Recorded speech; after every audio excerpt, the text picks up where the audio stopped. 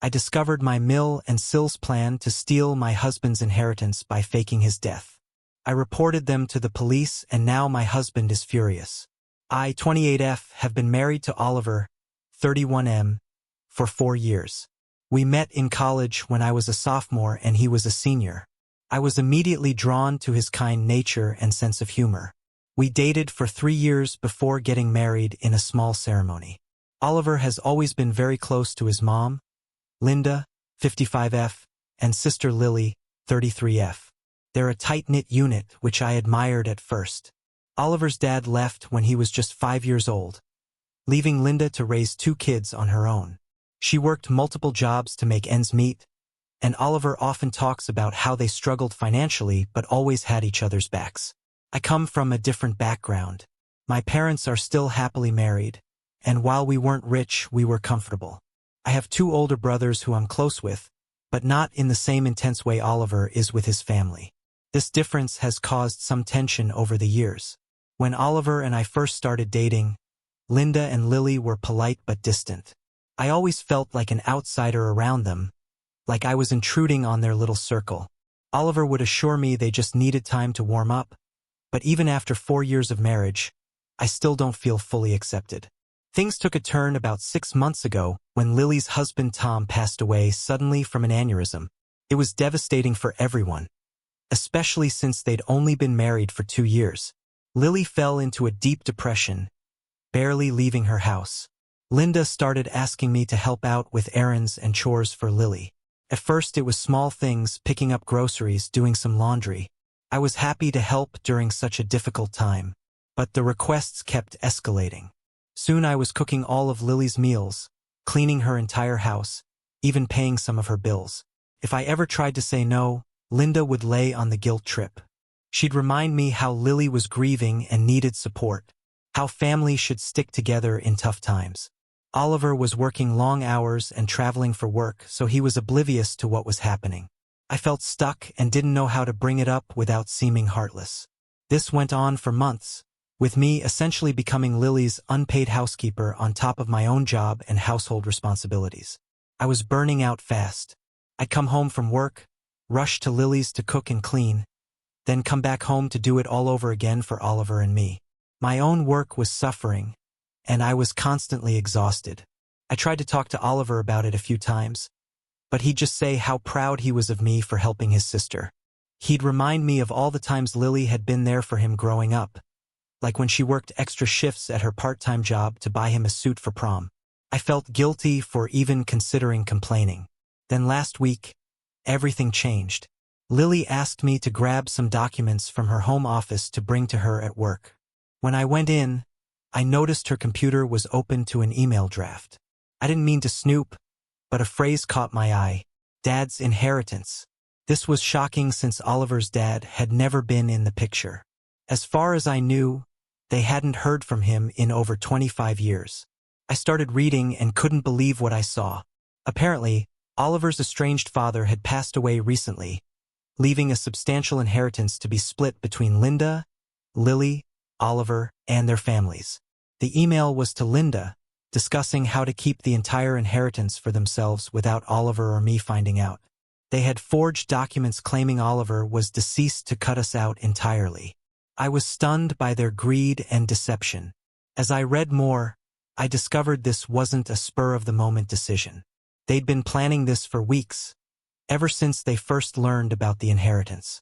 There were detailed discussions about how to hide the money, what to tell Oliver if he ever found out.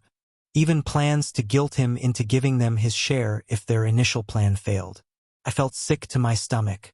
All those months of running myself ragged to help Lily, and this is how they repaid us? I thought about all the times Linda had guilted me into doing more, all while knowing she was planning to steal from us. I took photos of the email and other incriminating documents as evidence. Then, without really thinking it through, I called the police to report the fraud. Officers came and seized Lily's computer. Both she and Linda were arrested on the spot. When Oliver got home that evening, I sat him down and told him everything. To my shock, he was furious with me for involving the authorities. He said I should have talked to him first and let him handle it privately. We got into a huge fight where he accused me of overstepping and damaging his relationship with his family. Oliver kept saying I didn't understand their family dynamic, that there must be some explanation. He insisted that his mom and sister would never do something like this, that I must have misunderstood. When I showed him the photos I'd taken of the emails, he got even angrier, saying I had no right to go through Lily's personal information. The argument escalated quickly. I reminded Oliver of all the times I'd bent over backward to help his family, how I'd put my own needs aside time and time again. I told him about how exhausted and taken advantage of I'd felt these past months. Oliver accused me of keeping score, saying that's not how family works. By the end of the night, we were both in tears. Oliver stormed out, saying he needed space to think. He went to stay with a friend, leaving me alone in our house, feeling lost and confused. Oliver has barely spoken to me in days. He's been in contact with Linda and Lily, who are facing serious charges. I truly thought I was doing the right thing by reporting a crime, but now I'm second-guessing myself. Was I wrong to go to the police without talking to Oliver first? Should I have let him deal with his family's betrayal privately? I'm hurt that he seems more concerned about them than me after what they tried to do. I don't know where we go from here or if our marriage can recover from this. Ida Update 1. It's been about 2 weeks since my last post, and a lot has happened. First, I want to thank everyone for their supportive comments. Reading them helped me feel less crazy and more confident in my actions. Oliver came home after a few days, but things were tense between us. We barely spoke, just coexisting in the same space without really communicating. It was like living with a stranger. I was miserable, but I didn't know how to bridge the gap between us. Finally, after about a week of this, I couldn't take it anymore. I sat Oliver down and told him we needed to talk. I explained how hurt I was that he seemed more concerned about his mom and sister than about me or the fact that they tried to steal from us. I laid out everything I'd been feeling over the past months. The exhaustion, the feeling of being taken advantage of, the hurt of never truly being accepted by his family. To my surprise, Oliver broke down. He admitted he'd been in shock and didn't know how to process everything at first. He said he'd visited Linda and Lily in jail and confronted them about their actions.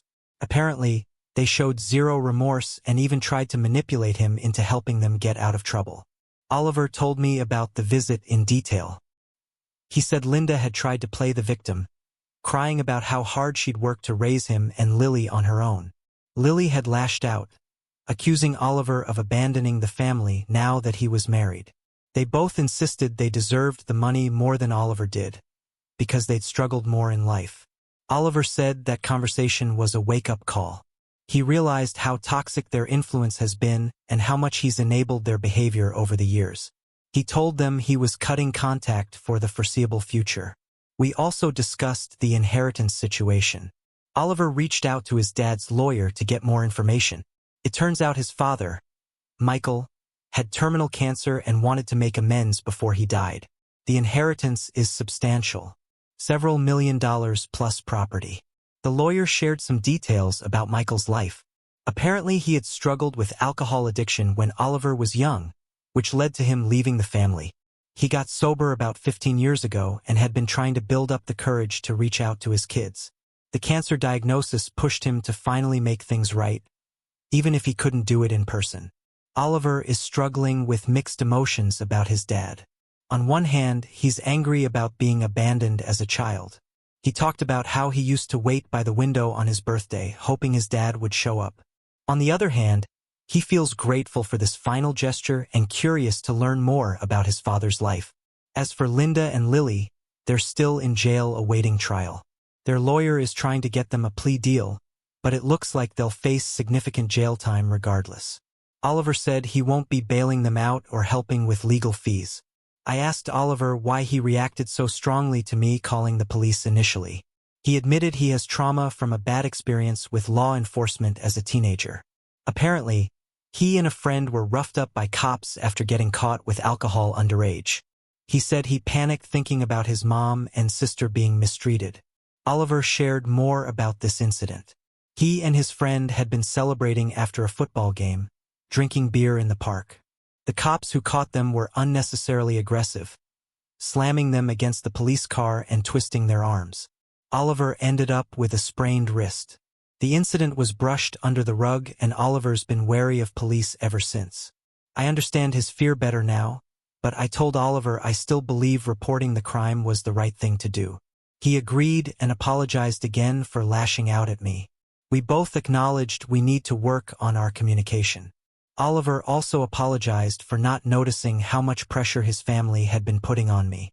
He admitted he'd been blind to their faults for a long time, always making excuses for their behavior. He promised to be more aware and supportive in the future. We talked about our childhoods and how they've shaped our views on family. Oliver shared more stories about growing up poor, like how he and Lily would make up games to distract themselves from being hungry. I opened up about feeling like I never quite fit in with my own family, always a bit of an oddball among my more traditional brothers. Things between us are still a bit tense, but slowly improving. We're trying to focus on supporting each other through all the legal and financial complications ahead. We've agreed to be more open with each other about our feelings and concerns moving forward. I'm cautiously optimistic that we can come out stronger on the other side of this mess. It's going to take time and effort, but for the first time in a while, I feel like we're on the same team again. Update 2. Another few weeks have passed and we've made some big decisions. After a lot of discussion, Oliver and I decided to use part of the inheritance money to start our own business together. We're both leaving our current jobs to focus on this new venture full-time. The business idea actually came from a shared passion we'd neglected over the years. Oliver and I both love cooking, and we've always talked about opening a small restaurant someday. With the inheritance, we finally have the means to make it happen. We've spent countless hours planning menus, scouting locations, and crunching numbers. It's exciting but also scary to make such a big change. However, we feel like this shared goal is bringing us closer together after all the recent tension. We're having to communicate and collaborate in new ways. Oliver's been opening up more about his complicated feelings regarding the inheritance. He confessed that part of him feels guilty for using the money, like he doesn't deserve it after all these years of no contact with his dad. We've had some deep conversations about forgiveness and second chances. We also decided to move into one of the properties Oliver inherited from his father. It's in a nicer area than our current place and will give us a fresh start. The house is an old Victorian with lots of character, but it needs some work. We've been spending weekends painting and fixing it up together. Going through his dad's belongings has been emotional for Oliver, but also healing in some ways. He's learning about parts of his father's life he never knew. We found old photo albums including some pictures of Oliver as a baby that he'd never seen before. There were also journals where Michael wrote about his regrets and his hopes for reconciliation. Linda and Lily's trial date is set for next month. Their lawyer tried to pressure Oliver into testifying on their behalf, but he refused. He's still struggling with guilt and conflicted feelings, but is staying firm in his decision to cut contact. The other day, we ran into Lily's former best friend at the grocery store. She told us that Lily had been spreading lies about the situation, claiming that I had set them up and fabricated evidence. It was upsetting to hear, but Oliver immediately shut it down and defended me. It meant a lot to see him stand up for me like that. I've been encouraging Oliver to talk to a therapist to work through his complicated family history. He's hesitant but considering it. For now, we're focused on supporting each other and building our new life together. The business planning has been a welcome distraction from all the legal drama. We're in the process of securing a location for the restaurant and have started reaching out to potential suppliers. Oliver's been experimenting with recipes in our new kitchen, and I've been working on the business plan. It feels like we're finally moving forward instead of being stuck in the pain of the past few months. There's still a long road ahead, but for the first time in a while, I'm excited about the future. Update 3. The trial is over. Linda and Lily were both found guilty of fraud and sentenced to 3 years in prison. Oliver attended the sentencing but didn't speak to them. It was a difficult day. Oliver was quiet on the drive home, lost in thought. When we got back, he finally opened up about how he was feeling. He said seeing his mom and sister in handcuffs was surreal, like watching a movie about someone else's life. Part of him still couldn't believe they'd gone to such lengths to deceive him. We talked late into the night, rehashing old memories and trying to make sense of everything that's happened. Oliver shared stories from his childhood, some good and some bad. He talked about the time Lily stayed up all night to help him finish a school project and about the Christmas when Linda worked 3 jobs to buy them presents. But he also remembered the manipulation, the guilt trips, the constant pressure to put family above everything else. I think the trial really drove home the reality of the situation for Oliver. He's realizing he can honor the good memories while also acknowledging the hurt they've caused. It's a difficult balance, but he's working on it. We're moving forward with our plans and trying not to dwell on the past. Our new business is launching next month and we're settling into the new house. The restaurant renovations are almost complete and we're in the process of hiring staff. It's been a whirlwind of activity, but it feels good to be building something positive after all the negativity. Oliver has started seeing a therapist to work through his feelings about his family. It's early days, but he says it's helping him process everything. He's also been reading books about setting boundaries and breaking cycles of toxic family dynamics. We've had some disagreements as we navigate this new chapter of our lives, but we're handling them better than before. We're both making an effort to communicate more openly and honestly. It's not always easy, but it feels like we're growing stronger as a couple. There are still challenges ahead. We're both nervous about the restaurant opening, and there's always the possibility that Linda and Lily will try to cause trouble once they're released. But we're facing these challenges together, which makes all the difference. I'm proud of how far Oliver has come in setting boundaries with his family. It hasn't been an easy journey, but he's shown incredible strength and resilience. We're both learning and growing from this experience. There are still days when I second-guess my decision to call the police, wondering if there was another way it could have played out. But then I remember the deception, the manipulation, and I know I did the right thing. It may have been a difficult path, but it led us to where we are now, and I'm grateful for that. As we prepare for the restaurant opening, I find myself feeling cautiously optimistic about the future. We've been through so much, but we've come out the other side stronger. Whatever challenges come our way, I know we'll face them together.